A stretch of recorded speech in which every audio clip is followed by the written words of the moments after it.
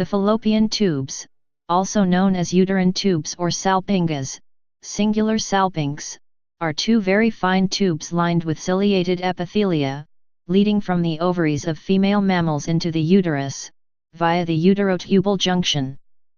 In non-mammalian vertebrates, the equivalent structures are called oviducts. Structure. In a woman's body, the tube allows passage of the egg from the ovary to the uterus. Its different segments are: lateral to medial, the infundibulum with its associated fimbriae near the ovary, the ampullary region that represents the major portion of the lateral tube, the isthmus, which is the narrower part of the tube that links to the uterus, and the interstitial, also known as intramural, part that transverses the uterine musculature. The ostium is the point where the tubal canal meets the peritoneal cavity, while the uterine opening of the fallopian tube is the entrance into the uterine cavity, the uterotubal junction. Histology. A cross-section of fallopian tube shows four distinct layers: serosa, subserosa, lamina propria, and innermost mucosal layer. The serosa is derived from visceral peritoneum. Subserosa is composed of loose adventitious tissue, blood vessels, lymphatics, an outer longitudinal and inner circular smooth muscle coats. This layer is responsible for the peristaltic action of the fallopian tubes. Lamina propria is a vascular connective tissue. There are two types of cells within the simple columnar epithelium of the fallopian tube: oviduct. Ciliated cells predominate throughout the tube, but are most numerous in the infundibulum and ampulla. Estrogen increases the production of cilia on these cells. Interspersed between the ciliated cells are PEG cells, which contain apical granules and produce the tubular fluid. This fluid contains nutrients for spermatozoa, oocytes, and zygotes. The secretions also promote capacitation of the sperm by removing glycoproteins and other molecules from the plasma membrane of the sperm. Progesterone increases the number of PEG cells, while estrogen increases their height and secretory activity. Tubal fluid flows against the action of the ciliae, that is toward the fimbrial end. In view of longitudinal variation in histological features of tube, the isthmus has thick muscular coat and simple mucosal folds, whereas ampulla has complex mucosal folds. Development. Embryos have two pairs of ducts to let gametes out of the body. One pair, the Müllerian ducts, develops in females into the fallopian tubes, uterus, and vagina, while the other pair, the Wolffian ducts, develops in males into the epididymis and vas deferens. Normally, only one of the pairs of tubes will develop while the other regresses and disappears in utero.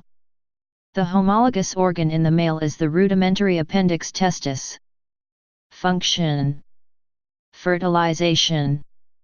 When an oocyte is developing in an ovary, it is encapsulated in a spherical collection of cells known as an ovarian follicle. Just prior to ovulation, the primary oocyte completes meiosis to form the first polar body and a secondary oocyte which is arrested in metaphase of meiosis II. This secondary oocyte is then ovulated. The follicle and the ovaries wall rupture, allowing the secondary oocyte to escape. The secondary oocyte is caught by the fimbriated end and travels to the ampulla of the uterine tube, where typically the sperm are met and fertilization occurs. Meiosis II is promptly completed. The fertilized ovum, now a zygote, travels towards the uterus aided by activity of tubal cilia and activity of the tubal muscle. The early embryo requires critical development in the fallopian tube. After about 5 days, the new embryo enters the uterine cavity and on about the 6th day implants on the wall of the uterus. The release of an oocyte does not alternate between the two ovaries and seems to be random. After removal of an ovary, the remaining one produces an egg every month.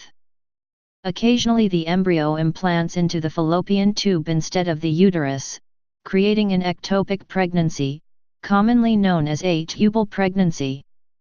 Clinical significance. Patency testing. While a full testing of tubal functions in patients with infertility is not possible, testing of tubal patency is important as tubal obstruction is a major cause of infertility. A hysterosalpingogram, laparoscopy, and DI, or high COSY will demonstrate that tubes are open. Tubal insufflation is a standard procedure for testing patency. During surgery, the condition of the tubes may be inspected and a dye such as methylene blue can be injected into the uterus and shown to pass through the tubes when the cervix is occluded. As tubal disease is often related to chlamydia infection, testing for chlamydia antibodies has become a cost-effective screening device for tubal pathology. Inflammation. Salpingitis is inflammation of the fallopian tubes and may be found alone, or be a component of pelvic inflammatory disease, PID. Saccular dilation of the fallopian tube at its narrow portion, due to inflammation, is known as salpingitis isthmica-nodosa. Like PID and endometriosis, it may lead to fallopian tube obstruction. Fallopian tube obstruction is associated with infertility and ectopic pregnancy. Cancer. Fallopian tube cancer, which typically arises from the epithelial lining of the fallopian tube, has historically been considered to be a very rare malignancy.